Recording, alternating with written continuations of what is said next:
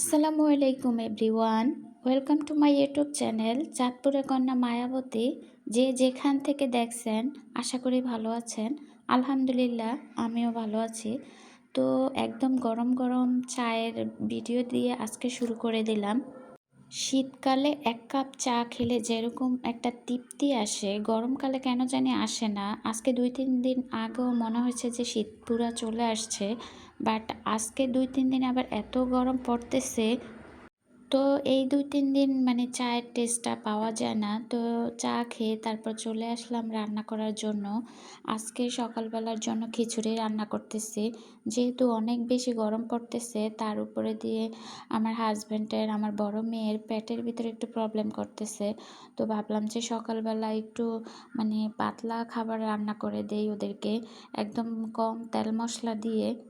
আপনারা আশা করি আমার পুরো ভিডিও দেখবেন। আমার পুরো ভিডিও দেখলে আপনারা বুঝতে পারবেন। অসম্ভব স্বাদের ২ টা ভর্তা রেসিপি আপনাদের সাথে শেয়ার করব। তার আগে যা যা রান্না করছি ওগুলো আপনাদের সাথে শেয়ার করে নেই। আমি সবসময় পাতলা খিচুড়ি রান্না করলে দেখা গেছে সাথে মাছের ভর্তা করি। কিন্তু আজকে আর তেমন করলাম না, যেহেতু সবার পেটে একটু প্রবলেম। এ কারণে আজকে ভাবলাম যে না, এগুলা করব না, একদম সাদাসিধাই খাবে, সমস্যা নাই। সকালবেলা দেখা গেছে ঝাল মশলা জাতীয় কোনো কিছু খাবার মানে আমার বাচ্চারাও খেতে চায় না, আমার হাজব্যান্ডও খেতে চায় না। তো এই তো আমার খিচুড়ি হয়ে গেছে, ওদেরকে খিচুড়ি আর ডিম সিদ্ধ দিয়ে দিছি। শুধু শুধু খিচুড়ি তো খাওয়া যায় না। একবার ভাবলাম যে মাছ ভাজি দিয়ে দিব, পরে ডিম সিদ্ধ দিয়ে দিছি। আর আমার বাচ্চারা তো ডিম পছন্দ করে। আজকে ২-৩ দিন যাবৎ এত গরম পড়তেছে, আর আমি তো হচ্ছে আজব মানুষ। বেশি গরমও সহ্য হয় না, আবার একদম বেশি শীতও সহ্য হয় না। যেহেতু ঠিকমতো কারেন্ট থাকে না, তো অনেক বেশি খারাপ লাগতেছে। তো এই তো এদিক দিয়ে আমি রান্না করতে চলে আসলাম দুপুরের জন্য।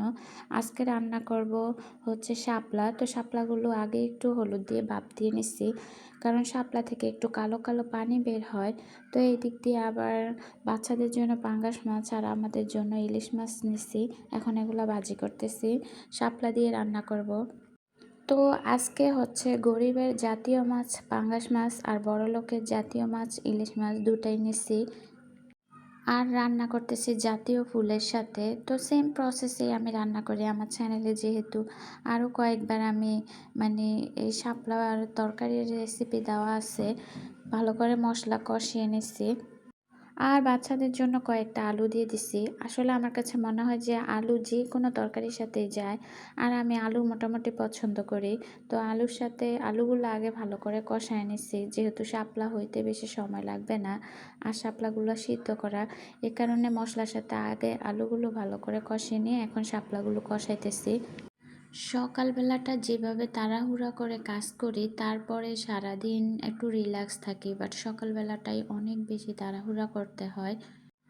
আগে তো নামাজ পড়ে শুয়ে থাকতাম, বাট এখন আর নামাজ পড়ে শুইতে পারি না। দেখা গেছে বড় মেয়েকে ডেকে দেওয়া যায়, ও চলে যায় মক্তবে, কিন্তু ছোট মেয়েকে আমারই তুলে তারপরে ব্রাশ করিয়ে ওকে একদম কোলে করে দিয়ে আসতে হয় মক্তবে। যেহেতু এখনও ও অনেক ছোট, আর বাচ্চাদেরকে সকালবেলা ঘুম থেকে ওঠা কত কষ্ট সেটা মায়েরাই বুঝতে পারে।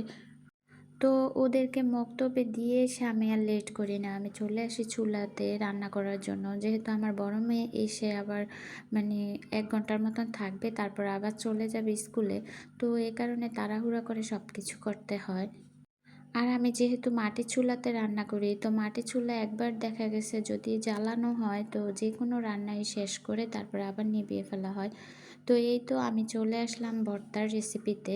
আমি আজকে ভর্তা করব আলু দিয়ে, করলা দিয়ে। এই ভর্তাটা এত বেশি মজা হয়, আসলে মজা লাগছে আমাদের কাছে। আমরা তো তরকারি রেখে ভর্তা দিয়েই খাওয়া স্টার্ট করছি, এতটা টেস্ট হয়েছে মানে এখানে বোঝাই যায় না যে এখানে করলা ইউজ করা হয়েছে।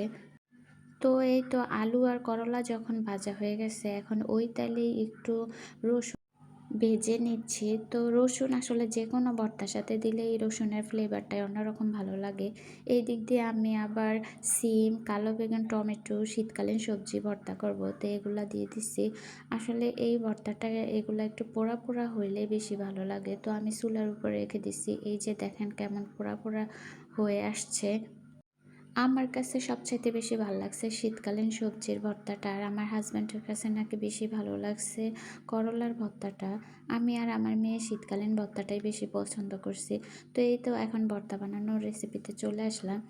আমার মেয়েকে দিয়ে যদি ভিডিও বানাই তাহলে আমার মেয়ে এইভাবে ভিডিও করে, মানে ও ভালোভাবে করলেও কেন জানি এইভাবেই হয়ে যায় ভিডিওটা। তো এই তো আমার ভর্তার ভিতরে সবচাইতে বেশি ভালো লাগে কাঁচা পেঁয়াজটা যখন মুখে পড়ে, এ কারণে একটু পেঁয়াজ বেশি করে নিছি।